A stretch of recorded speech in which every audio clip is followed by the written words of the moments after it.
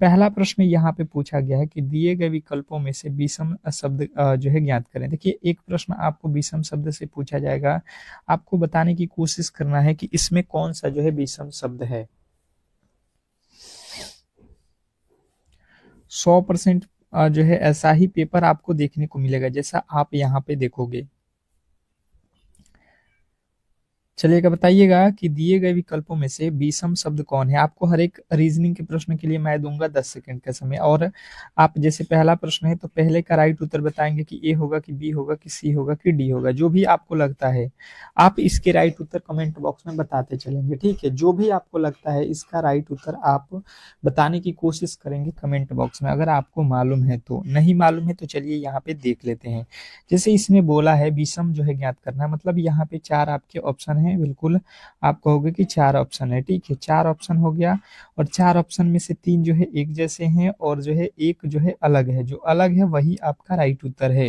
तो अब अलग कैसे पता करेंगे हम लोग, सबसे पहले इस पे चलेंगे। तो देख लेते हैं, यहाँ पे सबसे पहले लिखा है, इसको देखिए परमवीर चक्र, ठीक है, फिर लिखा है अशोक चक्र, फिर लिख रहा है वीर चक्र, उसके बाद से महावीर चक्र। तो यहाँ पे जब मैंने चारों ही ऑप्शन को पढ़ा तो मुझे ये पता चला कि जो यहाँ पे हमने देखा परमवीर चक्र, वीर चक्र, यहाँ पे महावीर चक्र, ये सब जो है युद्ध के जो है क्षेत्र में दिया जाता है, ठीक है। जबकि ये जो है आप लोग के शांति के क्षेत्र में दिया जाता है। अशोक चक्र किस में मिलता है, तो शांति के क्षेत्र में दिया जाता है, यानी ऑप्शन नंबर बी वाला अलग हो गया है, ठीक है। तो अगर आपने बताया है तो बिल्कुल राइट उत्तर। नेक्स्ट प्रश्न कह रहा है कि दी गई आकृति में लुप्त संख्या ज्ञात कीजिए। जो दिया गया आकृति है इसमें जो है लुप्त संख्या बताना है, यानी क्वेश्चन आपके सामने है और 10 सेकेंड का ही समय रहेगा। आप बताने की कोशिश करेंगे सभी लोग कि इस प्रश्न के जो राइट उत्तर है वो क्या होने वाला है। ज्यादा समय नहीं है, आप अपना अपना दिमाग दौड़ाइए और इस वाट के स्थान पे कौन सी संख्या आने वाली है बताने की कोशिश कीजिए। बिल्कुल, बहुत अच्छा, बहुत बेहतरीन। फटाफट से आपके जवाब यहाँ पे आना चाहिए। समय कम है पर आपको क्वेश्चनों को अच्छे तरीके से रीड करना है और बताने की कोशिश करना है। 10 सेकेंड का ही समय हम देंगे आप लोगों को, ठीक है। अगर समझने की कोशिश करते हैं तो इजी वे में प्रश्नों को हम सॉल्व कर सकते हैं। जैसे कि 3 से हो गया 4, परंतु 4 से हो गया 7, 7 से हो गया 9, परंतु ऐसा तो कोई लॉजिक यहाँ पे लग नहीं रहा है, ठीक है। तो हम क्या करेंगे, इसके दूसरे लॉजिक, ये वाला देखिएगा आप लॉजिक, ये हो गया ये लॉजिक, और इसको पकड़ेंगे। ये 3 लिखा है तो इधर 9 लिखा है, ठीक है। 3 से क्या लिखा है 9, यानी कि 3 में जो है 3 से गुणा करके 9 लिख दिया, ठीक है। उसी प्रकार अगर 7 देखेंगे और यहाँ पे इसके जस्ट सामने देखेंगे तो यहाँ पे 21 लिखा है, मतलब 7 में भी 3 से गुणा किया जाएगा तब भी जाके 21 होगा, मतलब दोनों में ही 3 से गुणा किया गया है। यानी कि लॉजिक सिंपल सा है कि हमको भी यहाँ पे क्या लिखा है 4, 4 के आगे जाना है तो हमें क्या करना पड़ेगा, 4 में 3 से गुणा करना पड़ेगा, क्योंकि सभी में 3 से गुणा हो रहा है तो 4 दिए हो जाएगा 12। और यदि आपने 12 को चुना है जो कि ऑप्शन नंबर बी में दिया गया है तो बिल्कुल ही राइट उत्तर है, इसमें किसी तरीके के जो है डाउट नहीं होना चाहिए। तो आशा करता हूं कि ये प्रश्न आपको आसानी वे में समझ में आ गया होगा और ऐसे प्रश्नों को आप इजी वे में सॉल्व कर सकते हैं, ठीक है। नेक्स्ट प्रश्न की ओर चलेंगे और अगला प्रश्न आपके सामने है। बताने की कोशिश करेंगे सभी लोग कि चौथे नंबर प्रश्न का राइट उत्तर क्या होगा। दी गई श्रृंखला में अगला पद ज्ञात कीजिए। जो दिया गया श्रृंखला है इसमें जो है आप लोगों को अगला पद बताना है। बताने की कोशिश करेंगे सभी लोग कि जो है इस प्रश्न का राइट उत्तर क्या होने वाला है। 10 सेकेंड का समय रहेगा और इस वाट के स्थान पे कौन सी संख्या होने वाली है यही हमको बताना है। चलिएगा फटाफट से आपके जवाब आने चाहिए, ज्यादा समय नहीं लेना है आप लोगों को, जो भी क्लास में देख रहे हैं ज्यादा समय की बात नहीं है। फटाफट से आपके राइट उत्तर अगर बन रहा है तो फटाफट से आप बताने की कोशिश करेंगे। चलिएगा बताने की कोशिश कीजिए, आपके अकॉर्डिंग जो है इस प्रश्न के राइट उत्तर क्या होने वाला है। देखिए अगर समझने की कोशिश करेंगे तो सभी लोगों का चौथे का राइट उत्तर तो आ ही गया होगा। ठीक है, ए बी सी डी करके आप बताते रहिए, जब तक आप इन प्रश्नों को अपने मन से नहीं बनाएंगे फिर तो एग्जाम हॉल में आपको प्रॉब्लम का सामना करना ही पड़ जाएगा। ठीक है, और ये डेली ही क्लासेस चलेगा, डेली ही इसी टाइम में चलेगा शाम में। तो आप लोगों से रिक्वेस्ट रहेगा कि आप क्लास को लाइक करके चैनल को सब्सक्राइब कर लीजिए। ठीक है, क्योंकि इस तरीके की क्लास आपको हम डेली ही प्रोवाइड करेंगे जब तक आपका एग्जाम समाप्त नहीं होगा। ठीक है, तो आपका किसी भी दिन एग्जाम हो आपको बिल्कुल क्लासेज मिलते ही रहेंगे 12 से लेके 30 के बीच में। जिनका भी एग्जाम है डेली इसी लेवल के जिस तरीके से प्रश्न पूछा जाएगा उसी तरीके के प्रश्नों में आपको कराऊंगा, जहां से आप 100% सिलेक्शन लिख सकते हैं। तो क्लास को किसी भी एंगल से मिस मत करना। देखिए एक लिखा है, यहाँ पे 8 लिखा है, अगर देखिएगा तो एक फिर 8, यानी कि हम कह सकते हैं 1 का क्यू 8, क्या बोल सकते हैं 2 का क्यू 27, 3 का क्यू लिखा हुआ है। ठीक है, 64 जो होता है ये 4 का क्यू होता है, 125 5 का क्यू होता है, 216 6 का क्यू होता है। उसी प्रकार 343 जो लिखा हुआ है 21 का होता है, तो ये तो होता है 7 का क्यू। इसके आगे चलेंगे तो 729 लिखा हुआ है, ये होता है 9 का क्यू, यानी कि 7 के बाद यहाँ पे बचा हुआ है यानी 8 का क्यू। और 8 का क्यू कितने लोगों को मालूम है? तो 512 जिन्होंने भी बताया है उनके बिल्कुल राइट उत्तर है 512, ऑप्शन नंबर सी के साथ जाएंगे। और जिन्होंने भी ऑप्शन नंबर सी को चुना है उनके 100% सही उत्तर है, इसमें किसी तरीके के डाउट नहीं होना चाहिए। नेक्स्ट प्रश्न की ओर चलेंगे और अगला प्रश्न आपके सामने कह रहा है कि निम्नलिखित समीकरण को सही करने के लिए किन दो चिन्हों को आपस में बदल देना चाहिए? कौन से दो चिन्ह को आपस में बदलें ताकि ये समीकरण संतुलित हो जाए? अब ये प्रश्न तो आपको वहां पे बिल्कुल देखने को मिलता है, क्योंकि ये टाइम टेकिंग प्रश्न होता है और इसमें ज्यादातर लोग जो है फंस जाते हैं और टाइम को नहीं जो है क्लियर कर पाते हैं। तो ये बहुत मैटर करता है। अब इसको किस तरीके से बनाएंगे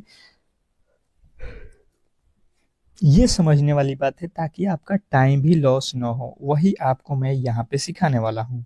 तो चलिएगा देखिएगा, एक प्रश्न तो 100% ही आपको देता है वहां पे एग्जामिनर। अब देखिए इसको करने के बाद से आपको ऐसा प्रश्न जब भी मिलेगा तो मुझे लगता है 100% आप कर लोगे। ठीक है, यही इस क्लास की खासियत है। देखिए अगर आप समझने की कोशिश करेंगे तो सबसे पहले हम पहले वाले ऑप्शन पे चलेंगे, क्योंकि सभी ऑप्शनों को बिना देखे तो हम जादूगर है नहीं कि आप डायरेक्ट ही बना सकते हैं, ऐसा नहीं है। आपको सबसे पहले पहला ऑप्शन देखना है और भागा और गुणा लिखा हुआ मतलब भागा की जगह पे गुणा करना है, इन दोनों को आपस में बदल देना है। यानी कि यहाँ पे गुणा की जगह पे आपको भागा लिखना है और भागा की जगह पे आपको गुणा लिखना है। अब सॉल्व करने के बाद 14 आना चाहिए। तो अगर आप समझने की कोशिश करेंगे तो 2 से 8 में भाग दोगे कितना आ जाएगा 4, और 4 यहाँ पे 5 हो जाएगा। ठीक है, और यहाँ पे 16 चौका 64 हो जाएगा। अब बताओ कि 5 4 ये 9 हो गया, 9 में से 64 घटाओगे तो क्या 14 आएगा? बिल्कुल गलत हो जाएगा। ठीक है, फास्ट इसमें कैलकुलेशन करना होगा आपको। दूसरा ऑप्शन है गुणा और प्लस को बदलो, गुणा की जगह पे प्लस और प्लस की जगह पे गुणा कर दो यहाँ पे। अब देख लो यहाँ पे सबसे पहले गुणा कर लो, कितना हो जाएगा यहाँ पे 8 प्लस यहाँ पे 5 दूना का 10 माइनस 4 में 16 से भाग दे दो, कितना हो जाएगा 4 से 16 में 4 चौका 16। अब देखो 10 और 8 कितना होता है 18, 18 में से 4 जाएगा कितना आता है 14, और यहाँ पे देखिए 14 ही लाना था। तो हमने देखा कि ऑप्शन नंबर जब बी को हमने रखा यहाँ पे गुणा और प्लस को चेंज किया एक दूसरे को, तो यहाँ पे हमारा राइट उत्तर बिल्कुल प्राप्त हो गया। तो मुझे लगता है कि आपने बिल्कुल आसानी वे में इस प्रश्न को समझ लिया होगा और ऐसे प्रश्न में गलती की गुंजाइश किसी भी एंगल से नहीं करेंगे। नेक्स्ट प्रश्न कह रहा है कि दिए गए समीकरण में प्रश्नवाचक चिन्ह के स्थान पर क्या आएगा? स्टार लगाएंगे, इस प्रश्न के राइट उत्तर बताने की कोशिश करेंगे। क्वेश्चन नंबर 10, 10वें नंबर प्रश्न के जो राइट उत्तर है वो क्या होने वाला है? जवाब फटाफट से आप लोगों के आने चाहिए, क्योंकि प्रश्न काफी ज्यादा महत्वपूर्ण है और मैंने एक जो है आप लोगों को ऐसा करके दिखाया था। तो 10 सेकेंड का समय है, आपके पास कॉपी और कलम होना चाहिए और फटाफट से इसके राइट उत्तर आने चाहिए। क्या लगता है कि इस प्रश्न का जो राइट उत्तर है वो क्या होने वाला है? जो भी है आप यहाँ पे फटाफट से अपने राइट उत्तर की तरफ चलेंगे।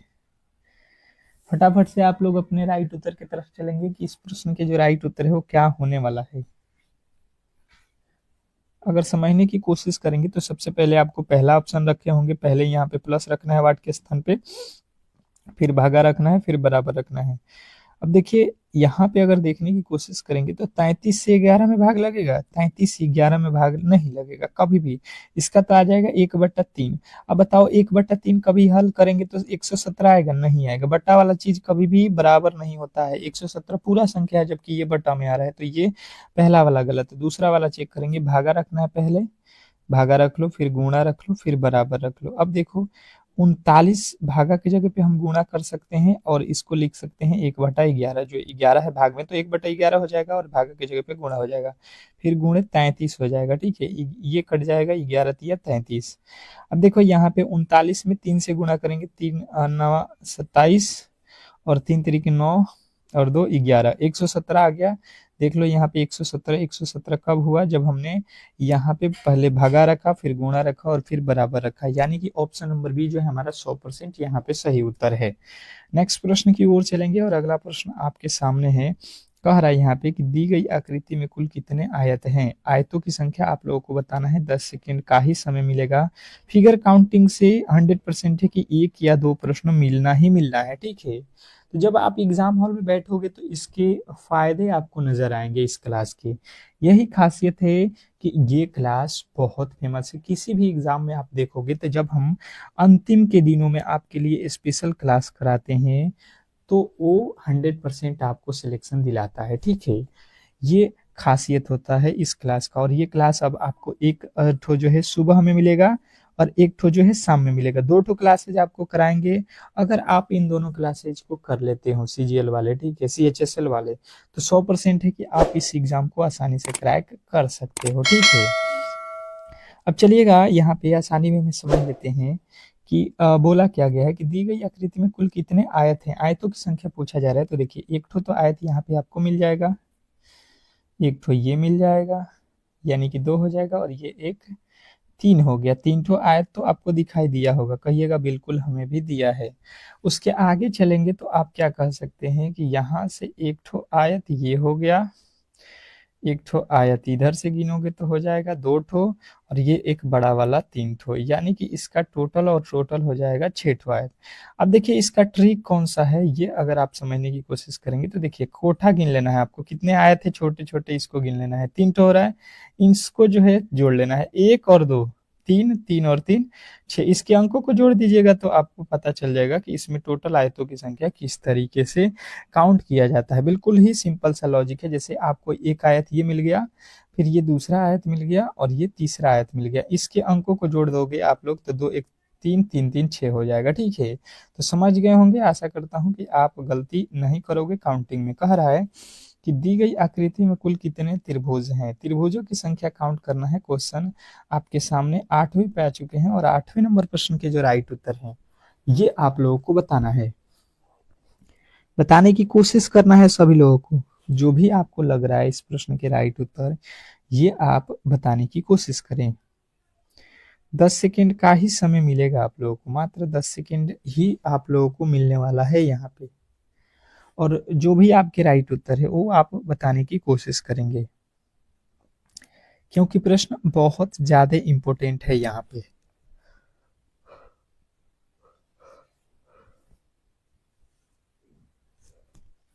त्रिभुज इस बार काउंट करना है। ठीक है, यहाँ पे देख लीजिएगा, इस बार त्रिभुजों की संख्या काउंट करना है। इसके पहले हमने आयत काउंट करने की जो है यहाँ पे सिखाई थी। अब यहाँ पे त्रिभुज किस तरीके से काउंट करना है ये हम लोग सीखते हैं। जिससे अगर समझने की कोशिश करेंगे तो देखिए एक तो यहाँ पे त्रिभुज मिल गया एक, तो उसी प्रकार यहाँ पे एक मिल जाएगा 2, उसी प्रकार यहाँ पे एक मिल गया 3 और उसी प्रकार एक यहाँ पे मिल जाएगा 4। टोटल त्रिभुजों की संख्या तो नॉर्मल 4 आपको दिख रहा है। ठीक है, उसके बाद से ये अगर देखोगे तो एक तो ये मिल जाएगा 5 और इधर से आप काउंट कर लोगे तो एक हो जाएगा 6। 6 के अलावा क्या इसमें कोई त्रिभुज है, कहिएगा नहीं। आप तो ऑप्शन नंबर सी के साथ ही गए होंगे। ऑप्शन नंबर सी वाले जितने भी मेरे दोस्त हैं उनके 100% सही उत्तर है। इसमें किसी तरीके के डाउट नहीं होना चाहिए। तो आशा करता हूं कि ये प्रश्न आपको बहुत अच्छे तरीके से समझ में आ गया होगा और ऐसे प्रश्नों में गलती की गुंजाइश किसी भी एंगल से आप नहीं कर सकते हैं। नेक्स्ट प्रश्न की ओर चलेंगे और अगला प्रश्न आपके सामने है। कह रहा है कि दिए गए विकल्पों में से भिन्न अज्ञात करें। दिए गए विकल्पों में भिन्न ज्ञात करना है क्वेश्चन नंबर 9। 9वें नंबर प्रश्न के जो राइट उत्तर है ये आप लोगों से पूछा जा रहा है। समय जो है आप लोगों को मात्र 10 सेकंड का ही दिया जाएगा। बताने की कोशिश करेंगे कि इस प्रश्न के राइट उत्तर क्या होने वाला है। क्या लगता है आपको कि इस प्रश्न का राइट उत्तर क्या होगा? चलिएगा बताइएगा, बताने की कोशिश कीजिएगा सभी लोग, बताने की कोशिश कीजिएगा सभी लोग। क्या लगता है कि इस प्रश्न के जो राइट उत्तर है वो आपके अकॉर्डिंग क्या होने वाला है? बिल्कुल बिल्कुल, बहुत अच्छा, बहुत बेहतरीन।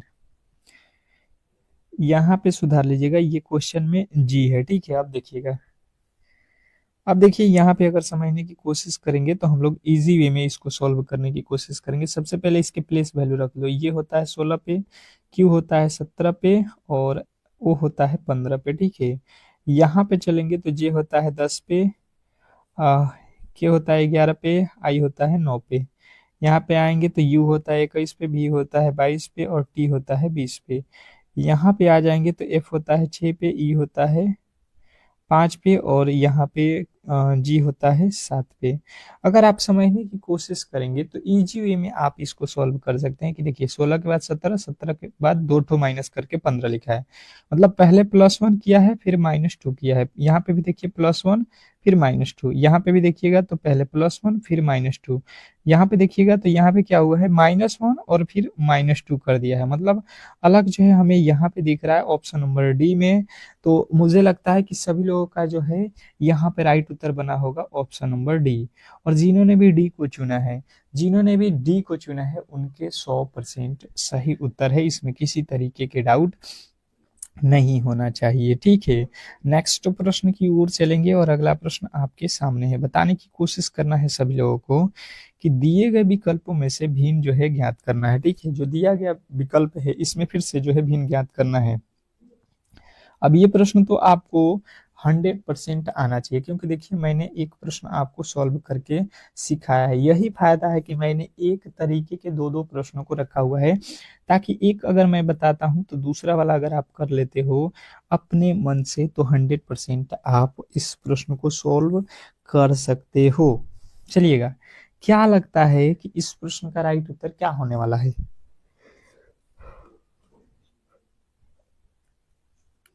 बताने की कोशिश कीजिए सभी लोग, सभी लोग बताएंगे कि इस प्रश्न के जो राइट उत्तर है वो क्या होने वाला है। बिल्कुल, बहुत अच्छा, बहुत बेहतरीन। बात किया जाए अगर इस प्रश्न के राइट उत्तर का, तो अगर हम समझने की कोशिश करेंगे तो बिल्कुल आसानी वे में सॉल्व कर सकते हैं। जैसे कि मैंने बताया, यहाँ पे लिख लो सबसे पहले इसके प्लेस वैल्यू। ए पे होता है और फिर डी होता है 4 पे, जी होता है 7 पे, जे होता है 10 पे, ठीक है। यहाँ पे आएंगे तो आई होता है 9 पे, एल होता है 12 पे, ओ होता है 15 पे, आर होता है 18 पे। आगे देखिएगा, अगर यहाँ पे समझिएगा तो ई होता है 5 पे, एच होता है 8 पे, के होता है 11 पे, एन होता है 14 पे। इसके आगे देखिएगा पी होता है 16 पे, एस होता है 19 पे, भी होता है 22 पे और एक्स होता है 24 पे। अगर आप समझने की कोशिश करेंगे तो यहाँ पे लॉजिकली हुआ क्या है ये हमें समझ में आ जाएगा। देखिए 1 से 4 हुआ मतलब +3, फिर 4 से 7 हुआ +3, फिर 7 से 10 हुआ +3, मतलब हर बार +3 किया गया है। 9 3 12, 12 3 15, 15 3 18, मतलब इसमें भी हर बार 3 3 जोड़ा गया है, यहाँ पे भी 3 3 जोड़ा गया। 5 3 8, 8 3 11, 11 3 14, यहाँ पे भी 3 3 जोड़ा गया। 16 3 19, 19 3 22 और 22 और 3 कितना होता है यहाँ पे 22 3 25, यहाँ पे लिखा है 24।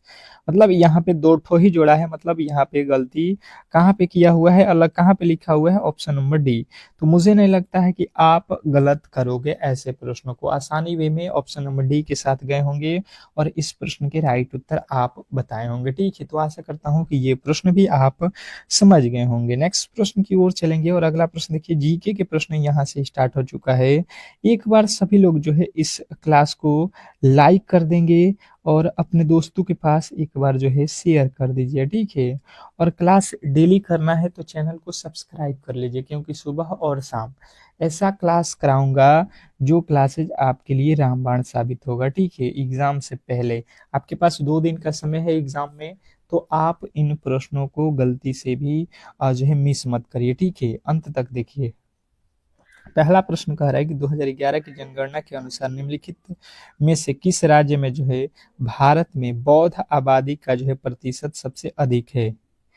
2011 की जनगणना के अनुसार हमें बताना है कि निम्नलिखित में से किस राज्य में जो है भारत में बौद्ध आबादी का जो है प्रतिशत सबसे अधिक है। बौद्ध आबादी का जो है सबसे अधिक प्रतिशत कहाँ पे है, ये हम लोगों से पूछा गया है। बताने की कोशिश करेंगे सभी लोग कि इस प्रश्न के जो राइट उत्तर है वो क्या होने वाला है। क्वेश्चन नंबर आपके सामने यहाँ पे दिया गया है, पहला जीके का, ठीक है। फटाफट से आप लोगों को बताना है। अगर आपको याद है तो अच्छा है, नहीं याद है तो आप लोगों को याद रखना है कि सिक्किम है, ठीक है। ऑप्शन नंबर ए जो है, बी जो है आपका बिल्कुल राइट उत्तर है, सिक्किम। नेक्स्ट प्रश्न की ओर चलेंगे और अगला प्रश्न कह रहा है कि चीटी बाबू निम्नलिखित में से किस संगीत वाद्य यंत्र के लिए प्रसिद्ध वादक हैं, ये आप लोगों को बताना है। क्वेश्चन नंबर 2, चिट्टी बाबू जो है किस वाद्य यंत्र को जो है बजाते थे, ये आप लोग को बताना है। किसके वादक थे, वीणा के, नादस्वरम के, या मृदंग के, या सारंगी के। क्या लगता है आपको, जो भी लगता है इसके राइट उत्तर आप लोगों को बताना है। बताने की कोशिश करना है कि इस प्रश्न का जो राइट उत्तर है वो क्या होने वाला है, क्योंकि प्रश्न काफी ज्यादा महत्वपूर्ण है और ऐसे प्रश्न आपके एग्जाम हॉल में 100% आने वाला है। तो जिन्होंने बताया है वीणा, चिट्टी बाबू, वीणा जो है आप लोगों को याद रखना है। ऑप्शन नंबर ए जो है आपका बिल्कुल राइट उत्तर है। नेक्स्ट प्रश्न कह रहा है कि राष्ट्रकूट राजा दंती दुर्ग द्वारा जो है परास्त अंतिम चालुक्य शासक जो है कौन था, ये आप लोगों को बताना है। क्वेश्चन नंबर तीसरे नंबर प्रश्न के राइट उत्तर आपको बताना है कि राष्ट्रकूट राजा जो है दंती दुर्ग द्वारा जो है परास्त अंतिम जो है चालुक्य शासक कौन था। तो जिन्होंने भी बताने की कोशिश किया है कि कीर्तिवर्मन द्वितीय, ऑप्शन नंबर डी तो बिल्कुल राइट उत्तर है। नेक्स्ट प्रश्न की ओर चलेंगे और अगला प्रश्न कह रहा है कि 2022 में छऊ नर्तक शिब्बा प्रसिद्ध जो है दास को निम्नलिखित में से किस पुस्तक से सम्मानित किया गया, बताने की कोशिश करेंगे। क्वेश्चन नंबर 4 पे आ चुके हैं और क्वेश्चन नंबर 4 का राइट उत्तर बताने की कोशिश करेंगे सभी लोग। क्वेश्चन नंबर 4 नंबर प्रश्न के राइट उत्तर बताएंगे कि 2022 में छऊ नर्तक जो है शिब्बा प्रसाद जो है दास निम्नलिखित में से किस जो है पुस्तक से सम्मानित किया गया, किस पुरस्कार से सम्मानित किया गया। तो आपके राइट उत्तर बनेगा यहाँ पे संगीत नाटक अकादमी अमृत पुरस्कार, ठीक है। ऑप्शन नंबर जो है आपका बी राइट उत्तर है। नेक्स्ट प्रश्न कह रहा है कि दिन के किस समय पानी में घुलित ऑक्सीजन की मात्रा सबसे कम हो जाती है। क्वेश्चन नंबर 5वें नंबर प्रश्न के राइट उत्तर बताने की कोशिश करेंगे सभी लोग। दिन के समय किस समय पानी में घुलित ऑक्सीजन की मात्रा सबसे कम हो जाती है। क्वेश्चन नंबर 5वें के राइट उत्तर बताएंगे सभी लोग। क्वेश्चन नंबर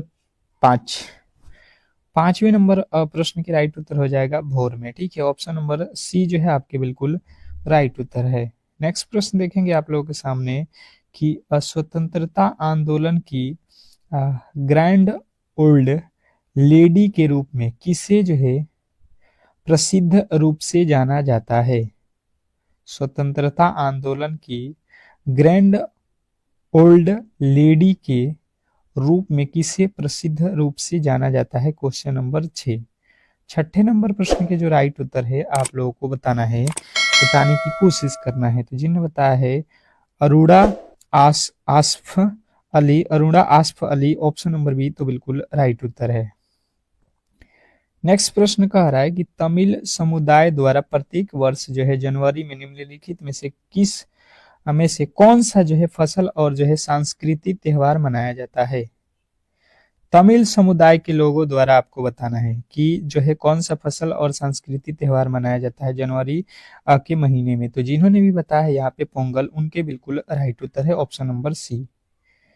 कह रहा है कि -273.15 जो है डिग्री सेल्सियस तापमान कहलाता है। ये क्या कहलाता है? -273.15 जो है डिग्री सेल्सियस तापमान क्या कहलाता है? Question number 8।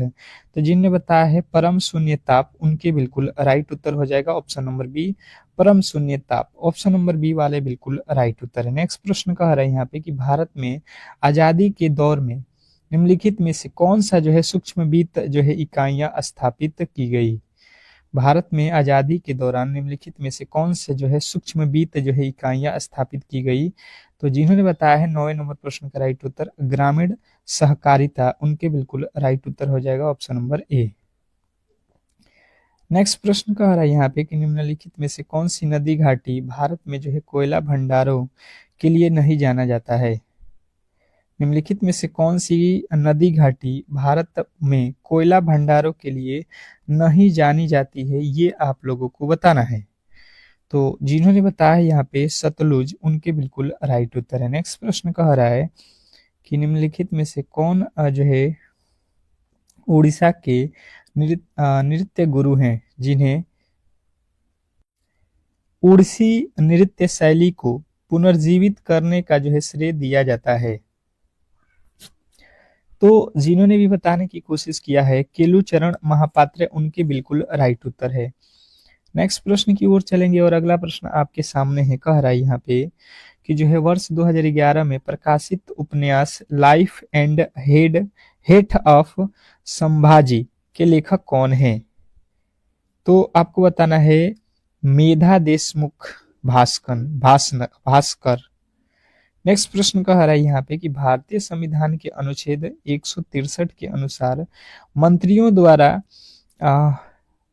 किसको जो है दी गई किसी भी सलाह की किसी भी अदालत को पूछताछ नहीं की जाएगी?